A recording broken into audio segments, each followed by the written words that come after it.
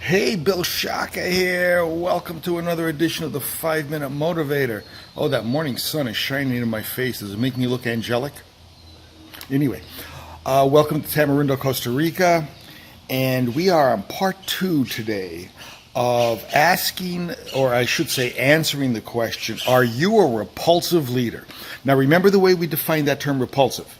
It does not mean disgusting, which is kind of a more modern interpretation of the word. From a physics perspective, a scientific perspective, when two bodies are repulsive, it means they tend to separate.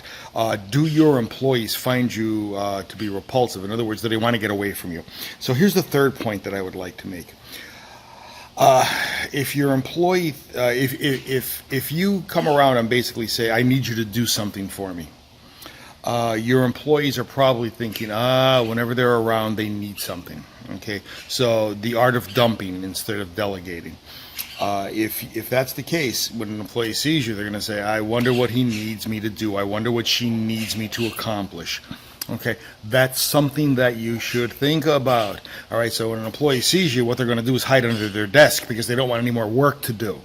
Okay, so if that's the case, the third point, I need you to do something for me, should be tempered with just other types of impromptu or informal meetings. Here is the fourth. If you are a repulsive leader, you never tend to talk about the successes, only problems. You're only around for the issues. Now, if you remember yesterday's 5 Minute Motivator when I said, number two, did I do something wrong? Well, this kind of is an adjunct to that.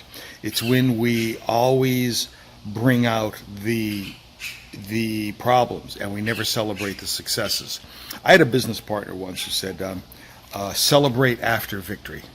But he made sure that we were never victorious. He made sure that there was always a reason to not celebrate. He made sure that we never really made it to the top of the mountain. Thus, there was never any celebration. It was a somber relationship. And I look back at that now and say, wow, that's not the way to be.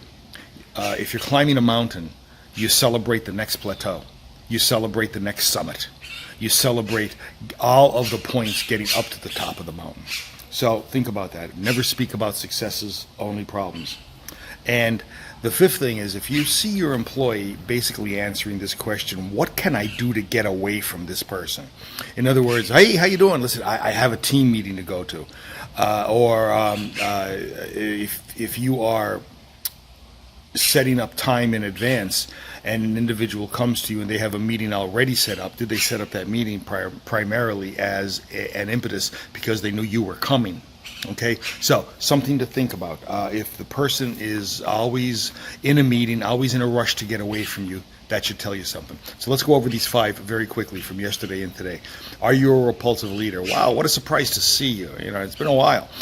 Number two, did I do something wrong? Why are they here? Number three, hey, I need you to do something for me. They need something done. Let me hide. Number four, they never speak about success, only problems. And then the fifth one is, what can I do to get away from this person?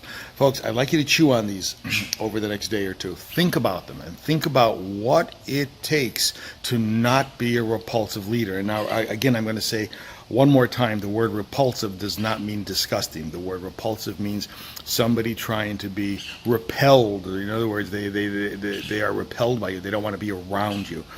That's something that we need to change in terms of leadership. If you could wrap your intellectual tentacles around these five ideas, you're going to find that you will become a better leader. And it doesn't necessarily mean that you're not a good leader now. I mean, I look at these all the time. Although I don't have anybody else in my organization besides me, I know that it was a constant struggle to get better and better and better. And that journey never stops. Doesn't mean you can't celebrate, but that journey never stops. Bill Shaka, thanking you for attending another edition of the 5 Minute Motivator. Looking forward to seeing you in the next. Please like, share, comment. Please join the memberships. Talk soon. Bye.